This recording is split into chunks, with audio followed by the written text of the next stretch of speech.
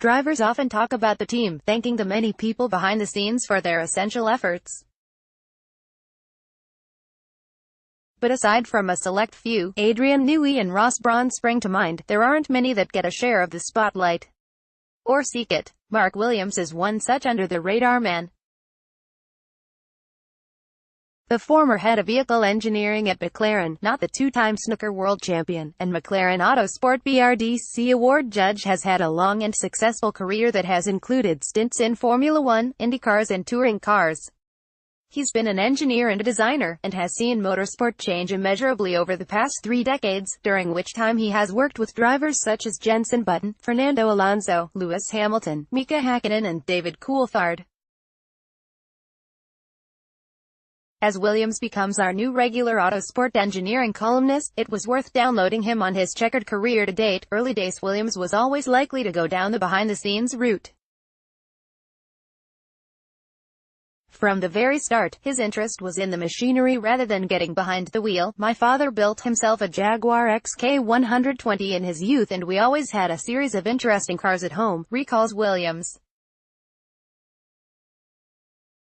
I was always quite creative, I made stuff.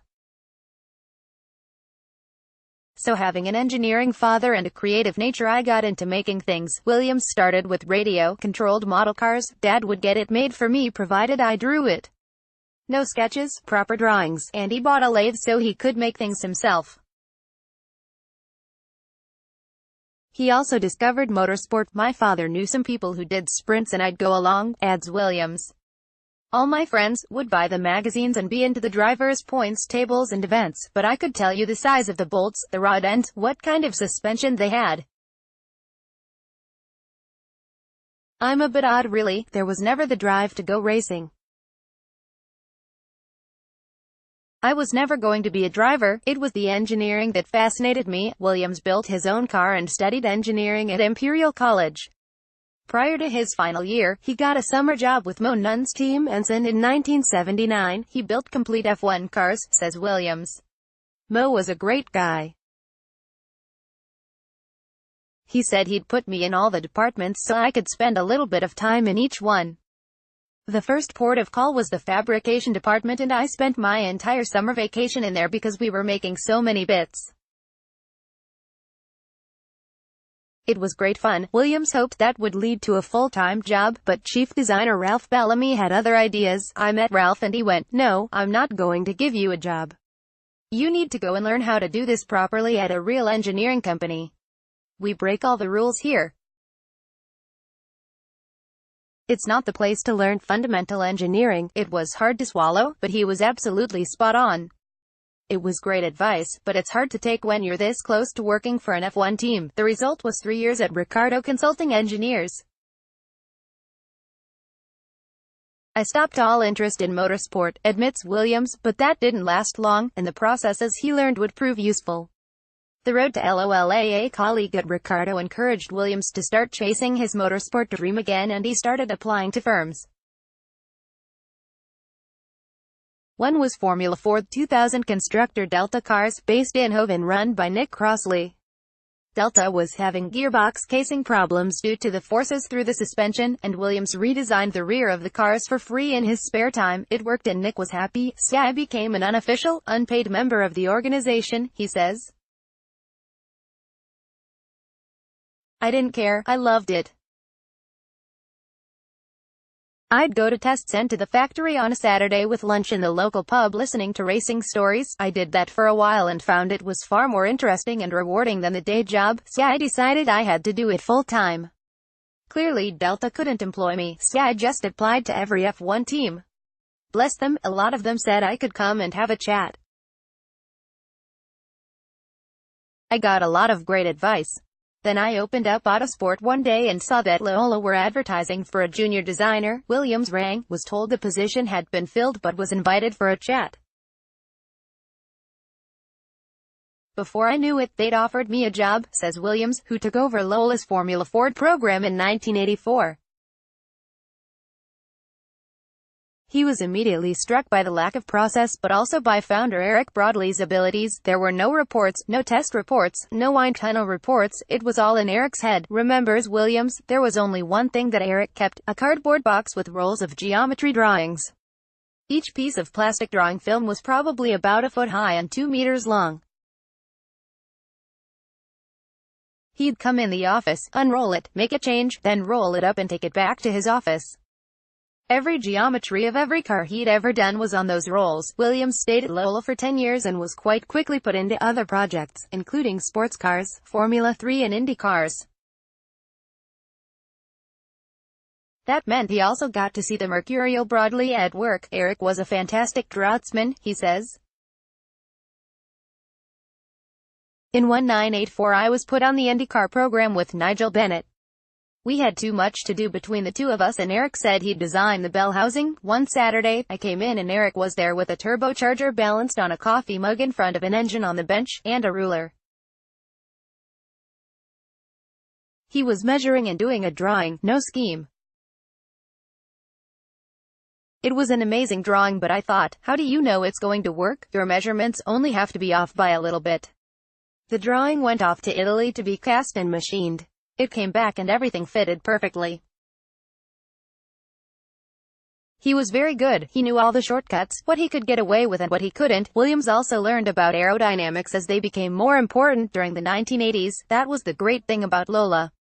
I arrived to do Formula Ford. Within weeks I was in the wind tunnel doing a sports car, and the next year I was doing IndyCar with Nigel. I went to Lola to be a designer, but you always picked up wind tunnel programs, track testing, race engineering.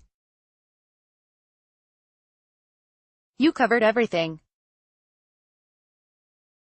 How do you get that experience now? Those first few years were incredible, a great grounding. The challenge of F3000 Formula 3000 replaced Formula 2 for 1985 and Lola produced its car, the T950 in 3 months. Unsurprisingly, it was not competitive. It never saw the wind tunnel. We just built it, says Williams. It was a real baptism of fire up against Ralph Bellamy doing the March and Ron Taranach with the Ralt. When you've lashed something together in 3 months, Bellamy helped Marchman Christian Danner to the 1985 title and then came to Lola. He proved the T950 wasn't as bad as the results suggested, after identifying that the wheel bearings were the main issue. He put on a derivative of Mach's ones and we went from the back row to third row or something.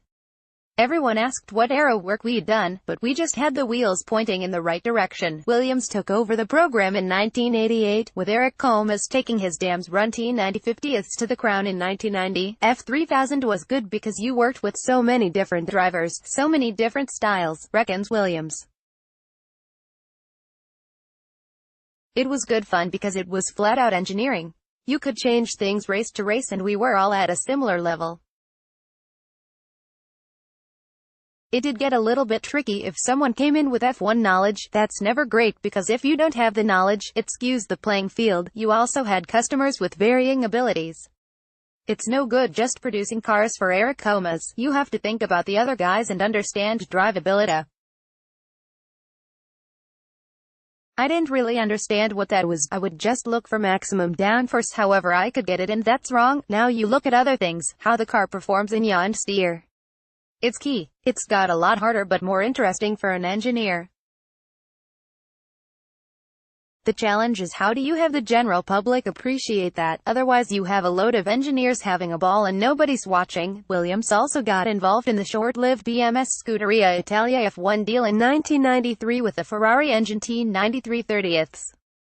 That was another car in 3 months, says Williams, of a design that scored no points. We were on the road to recovery, but we never got there because the project was stopped at the end of the year. It was a shame because it was a good team. IndyCar and Tin Tops. Williams left Lola in 1994 to go freelance race engineering in the U.S., and ended up running Scott Goodyear for Kenny Bernstein's King Racing Kart squad. He also engineered Andrea Montermini on his 2 outings. Although it was a tough season, Goodyear did win the Michigan 500 and Williams has fond memories of the kart era. You could do whatever development you wanted. It was a great series, lots of freedom, I really enjoyed my time there. Bernstein sold his team to Jerry Forsyth for 1995 and things did not go well for Williams. He was fired before the Indianapolis 500. I hadn't gotten terribly well with engineer Robin Herd. I used to resent the fact that he'd rock up at the last minute and try to run the car. I failed to appreciate the fact that he and Teo Fabi went back a long way and had a great relationship. IndyCar constructor Reynard had shown an interest, but Williams returned to the UK and got a call from Graham Humphreys at RML, and he ended up running Anthony Reid's Opel Vectra in the 1995 FIA Touring Car World Cup. It gave Williams an insight, and foot in the door, into 10 top competition. I couldn't believe how much scrap was created in one race, he recalls. There were skips out the back with body panels and people were jumping on them to make room for more. More importantly, the outing led to a call from McLaren, and Williams was asked to run the Woking squad's BMW Super Touring development program. I was a bit wary because in 1991 I'd met Martin Whitmarsh and Ron Dennis and I'd turned them down, says Williams, who had passed up the chance to be Ayrton Senna's race engineer. I've done some crazy things in my time. Led by Williams, the McLaren squad worked alongside fabled BMW factory team Schnitzer, with Peter Cox doing much of the testing of the 1996 E36 320i, with a view to McLaren producing and homologating the 97 car. They soon made an impression at a Vallelonga test. We weren't quick, remembers Williams, but we were giving Schnitzer all our data and at lunchtime they came down and said, "You're not quick because your engine is a lemon, but in the infield section you are eating us. What's your setup?" They put the much softer setup on the full house Schnitzer cars and went quicker. We had a fantastic working relationship and a great year. It was amazing fun. Audi's four-wheel drive A4 took the BTCC by storm in 1996, but BMW still scored 5 wins and was second in the manufacturers' standings with Joachim Winkelhock and Roberto Ravaglia. Williams then helped design the 1997 Super Tourer, only for the now Big Aussie-led operation to be moved from the BTCC to Germany, for which the aero package was unsuited. That made for a trying, though not unsuccessful, season. By the time that project found real success in Germany in 1998, Williams had moved to McLaren's F1 test program. He ran Olivier Panis and Alexander Wirtz before getting a break with the race team. McLaren and F1. I got lucky.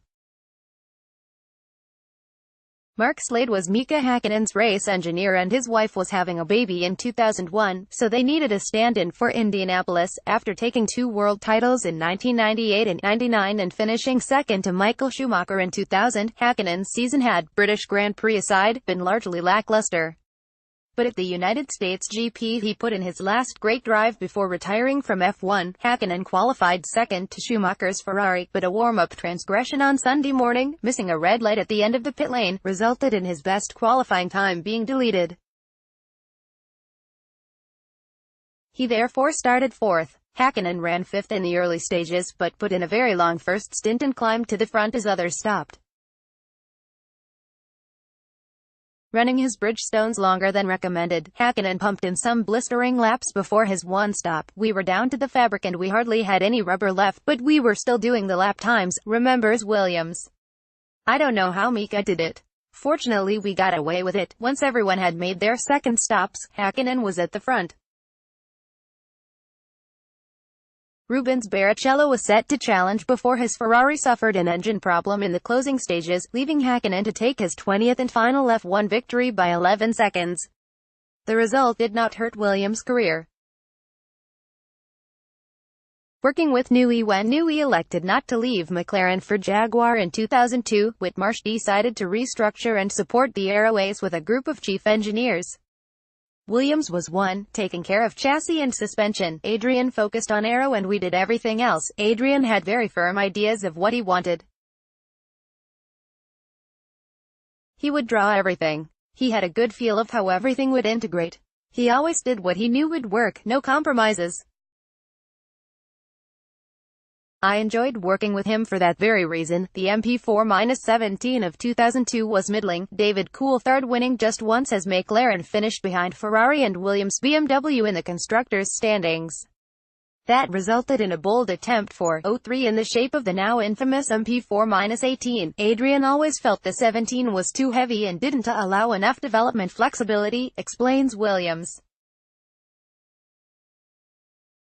So he was determined the 18 would be a lightweight car. Mike Coughlin had joined us and he said he'd do a light car. And everything just got smaller. I don't know why we weren't focusing on it, because there were enough of us to look at it. I think we were too busy trying to win the championship with the 17, and the 18 was just too flexible in every department. Aeroflex, mechanical flex. I don't think at one point it could leave the pit lane without catching fire because everything was too close. It was a step too far. The MP4-18 was therefore never raced, leaving the team to battle on with the upgraded MP4-17D. Nevertheless, Kimi Räikkönen only lost the drivers' title to Schumacher by 2 points after a campaign built on consistency. If the development of the engine hadn't been switched off, I think we may have actually done a business with it, reckons Williams. It would have been remarkable to have taken a year-old car to a championship win. Thereafter, Williams continued to become an ever more essential part of the McLaren machine. He worked with Steve Hallam as head of vehicle performance, overseeing both cars at GPs from 2007. When Hallam left in 2008, Williams picked up race engineering and strategy as well. There aren't many sides of the sport he hasn't seen. Lewis Hamilton won the 2008 Drivers' Crown and McLaren narrowly missed out on the Constructors' Championship, but the next few seasons had highs and lows. In 2010, Williams got involved in the GT3 project with McLaren's MP4-12C, splitting his time between that and F1. Then, in November 2014, he was one of the victims of the new broom that swept through the Woking team. But he's not bitter, and after